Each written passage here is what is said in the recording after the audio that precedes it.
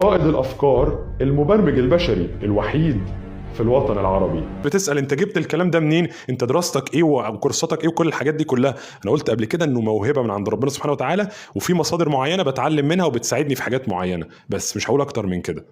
بس وما توفيقي الا بالله، ودي حاجة اساسية. اوكي، يلا بينا. تعالوا بقى نعمل ترسيخ للبرمجة الجديدة وندخل الكود الجديد للعقل. ركزوا معايا.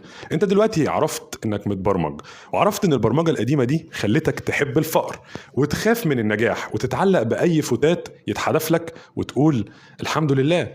بس السؤال دلوقتي، هتفضل ماشي على نفس الكود ولا هتكتب واحد جديد بنفسك؟ انا هقول لك كود جديد تزرعه في دماغك من النهاردة. اكتب في كراسة، اكتبه على المراية، على ورقة في جيبك، واحلف عليه كل يوم 3 مرات زي الدواء كده. الكود الجديد اقراه بصوت عالي وكرره بصوت وفي دماغك.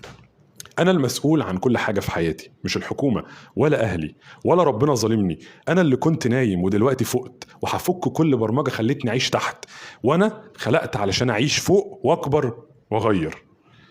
الجملة دي كررها